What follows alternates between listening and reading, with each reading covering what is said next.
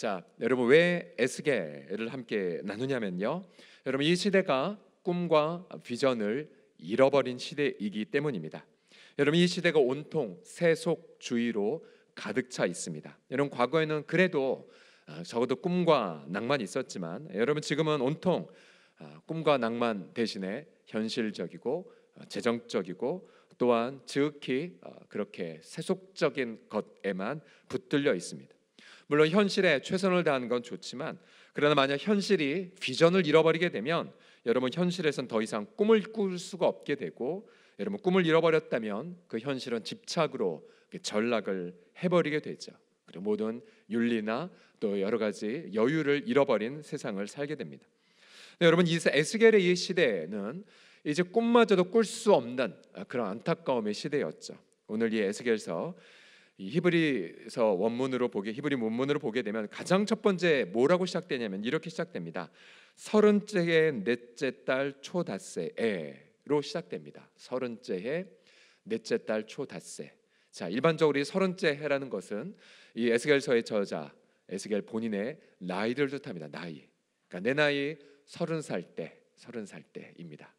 흥미롭죠. 보통 선지자들의 시작은 뭐 하나님의 이상이라, 뭐 하나님의 비전이라, 혹은 여호와의 말씀이라라고 시작이 되지만 여러분 에스겔은 지극히 현실적으로 내 나이 30살 그리고도 초닷새 날 이렇게 시작이 됩니다.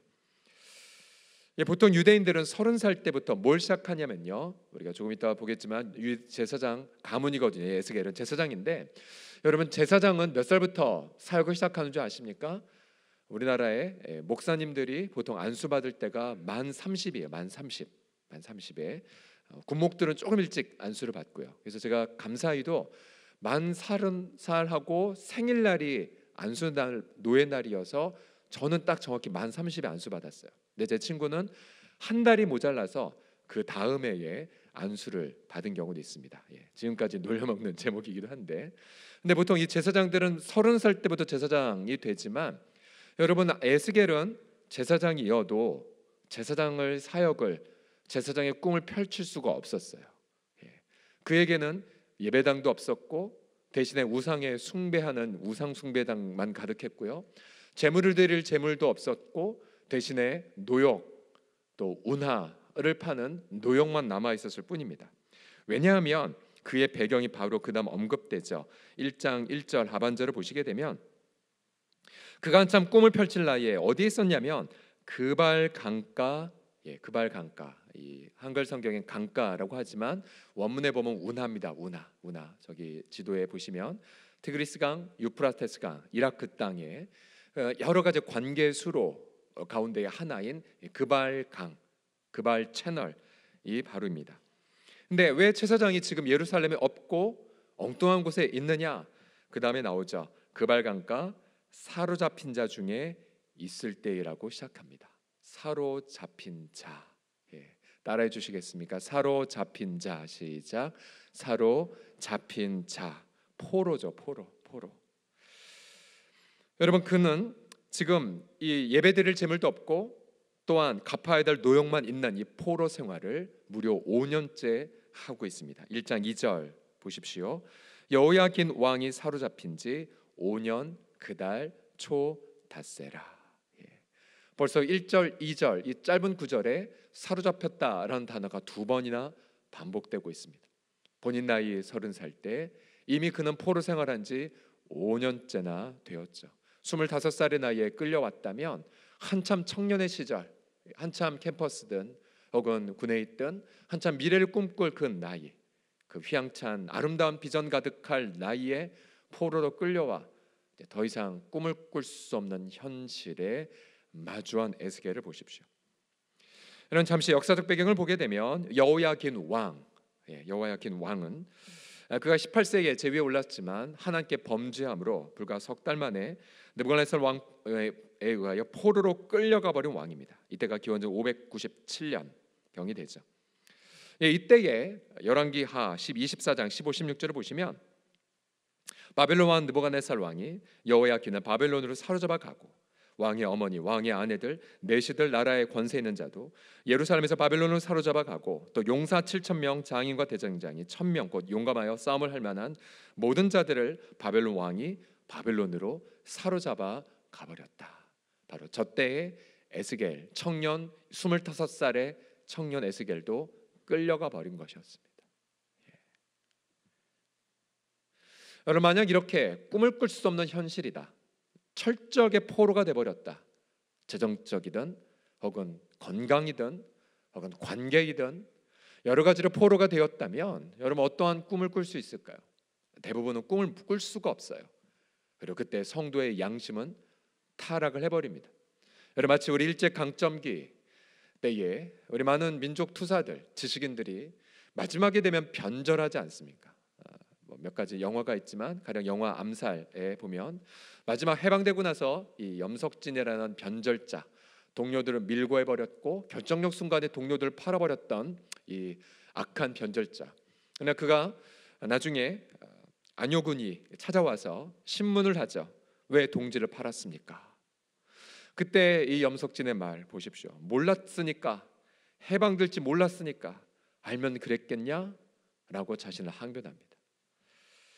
여러분, 마찬가지예요. 여러분, 하나님의 백성들도 계속해서 재정적 덫에 혹은 관계의 아픔 속에 있고, 그 속에서 어떤 하나님의 비전에 사로잡히지 않는다면 여러분, 그 성도는 반드시 양심을 팔아버리게 됩니다. 여러분, 지난 코로나의 이 기간 동안에 보면 하나님 비전이 있는 성도들은 오히려 이때가 기도의 담금질 할 때이다 라고 싶어서 본당을 깨웠고요, 끝까지 더 기도의 영성을 더 깊이 함양했어요.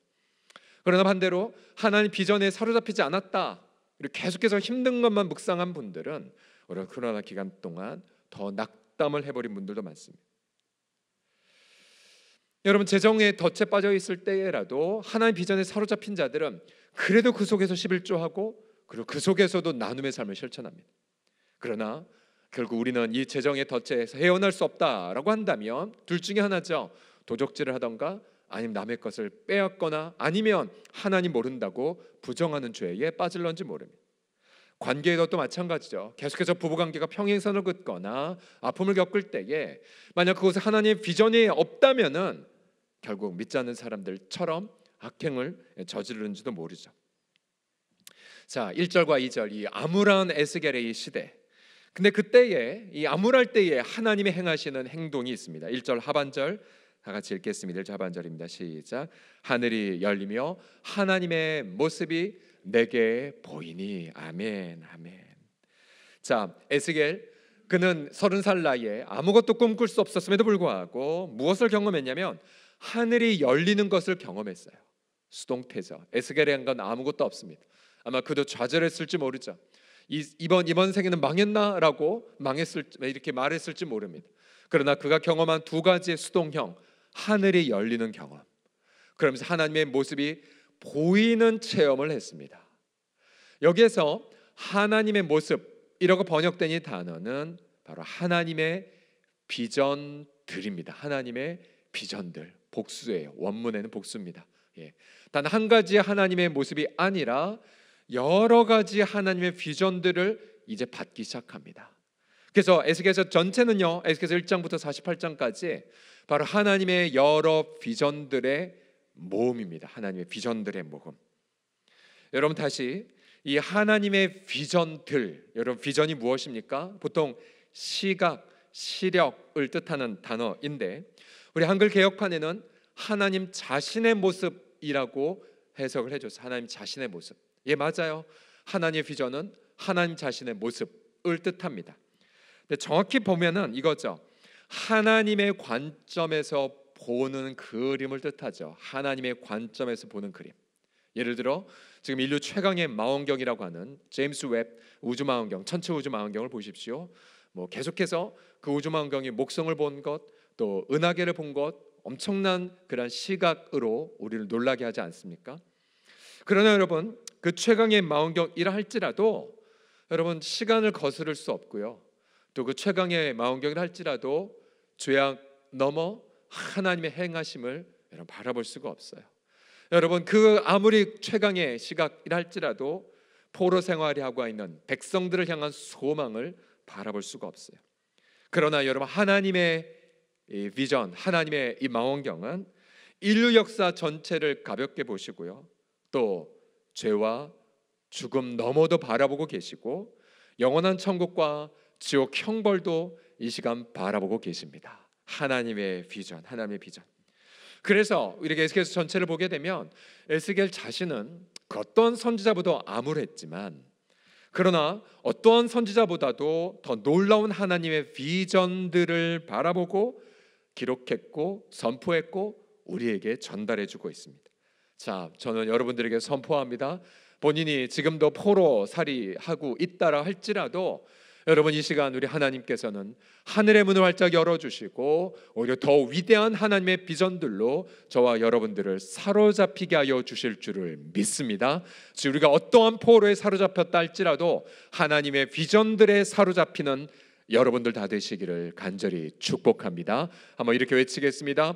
포로들이여 하나님의 비전에 사로잡힐지어다 라고 시작. 포로들이여 하나님의 비전에 사로잡힐지어다. 아멘. 이제 에스겔 전체에서 하나님의 비전들의 목록들을 나열하겠습니다. 우선 1장에서 그날 하나님 보좌의 비전을 선명히 보았습니다. 하나님의 보좌, 그것도 포로살이하는 땅에서 하나님의 영광의 비전을 바라보았죠. 에스겔 1장에는 하나님의 비전, 이 상세한 묘사들, 보좌, 또 그 보좌에 있는 정말 움직이는 생물들, 그리고 생물들 옆에 있는 그 바퀴들, 이 모든 거 하나하나 어떠한 전성경의 하나님의 보좌의 모습보다 더 자세한 디테일을 자랑하는 비전이죠. 그 다음 10장에 보게 되면 하나님의 영광이 예루살렘 성전을 떠나는 비극적 비전을 바라보고요, 그러면서 예루살렘 성전에 있는 지도자들이 살육당하는 끔찍한 장면도 목도합니다. 에스겔은 막 탄식을 저지르죠. 그러나 또다시 열방을 그 사이에 보면 열방을 심판하기도 하시고, 또 하나님 백성들의 죄악을 심판하기도 하시고, 또 목자들을 또 심판하는 장면도 나옵니다. 그러나 새 영과 새 마음을 부어주시겠다는 말씀도, 주옥 같은 말씀들이 있죠. 그리고 37장 가보면 우리가 좋아하는 마른 뼈 살리는 비전이 있고요, 또 동시에 이스라엘과 유다가 하나가 되는 환상도 나오게 되죠. 그래서 우리가 지난 나라사랑 연합기도회를 통하여서 들었던 것처럼 내 손에서 둘이 하나가 되리라. 여러분, 이 비전도 에스겔이 받은 비전입니다. 그 다음 40장에서 46장까지는 새 성전에 대한 비전이 나옵니다. 얼마나 또한 디테일한지, 자세한 사이즈, 또 자세한 어떤 시스템까지 다 밝히고 있는 장면이 나옵니다.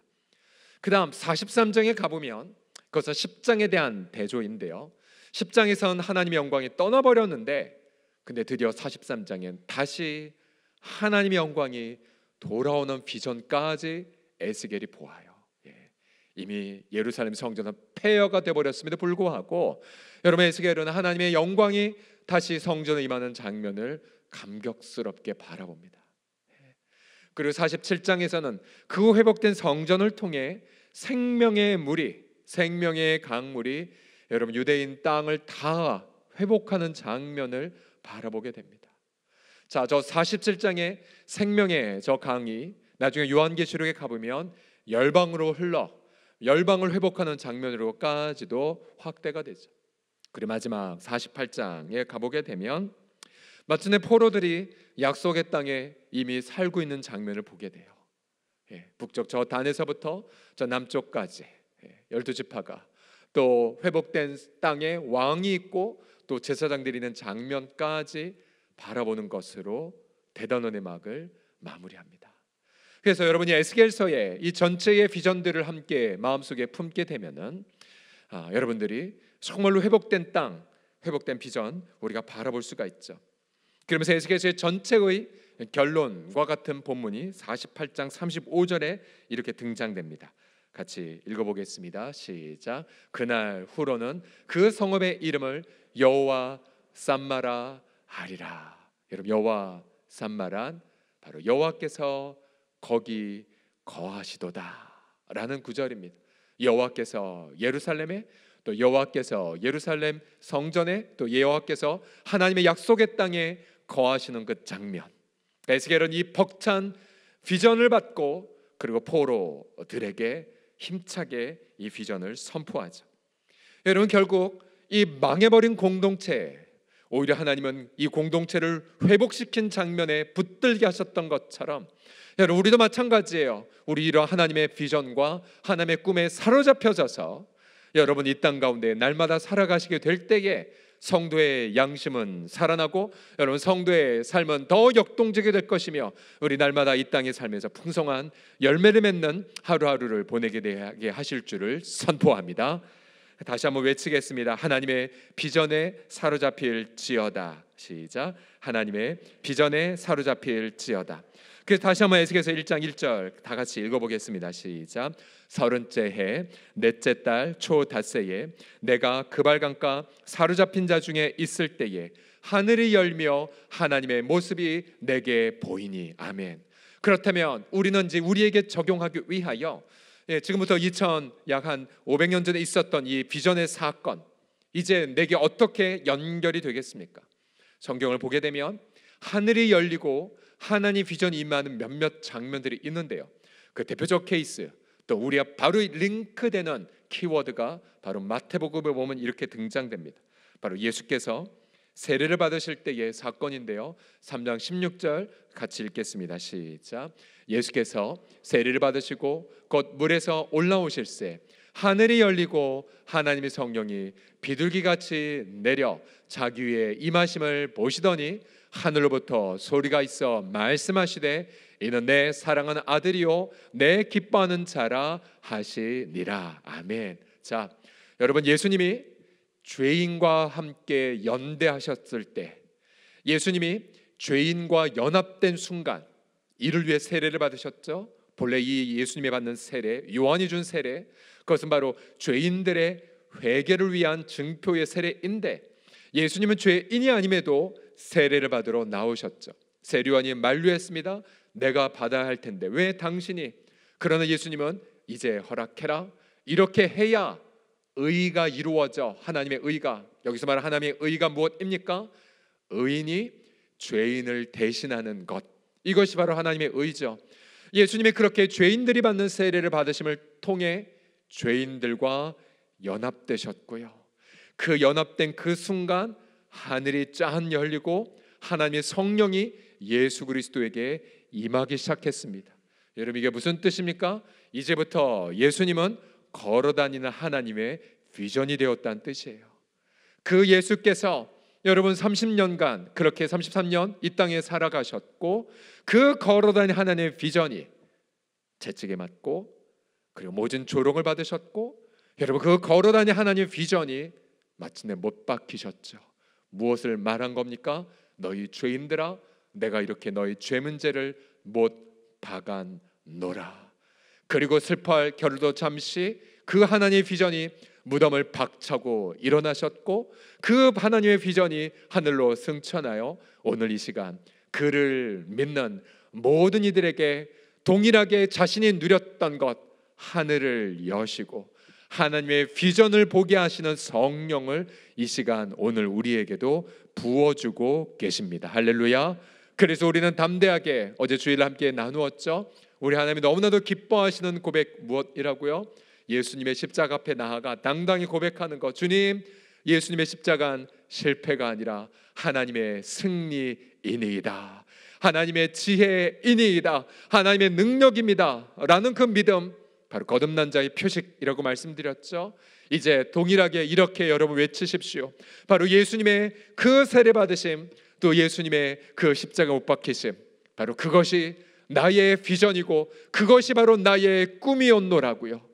그래서 이 시간에 여러분의 병상에 있던 재정적 어려움이든 여러 관계 아픔이든 간에 이 시간 눈을 들어 여러분 에스겔 포로였으나 하늘이 열렸던 것처럼 여러분이 계신 어떤 현장이든 예수님 모시고 예수님을 통해 하늘이 열리고 하나님의 성령이 임했던 것을 바라보심을 통해서 오늘 이 시간 여러분의 가정에서 회복의 비전을 받으시고, 여러분 일터에서 회복된 꿈을 선포하시고, 여러분 캠퍼스에서든 여러분이 있는 어떤 현장이든 간에 하나님의 비전에 사로잡히는 비전가들이 다 되시기를 예수님의 이름으로 간절히 축복합니다. 할렐루야. 우리 하나님 앞에 영광의 박수 올려드리겠습니다.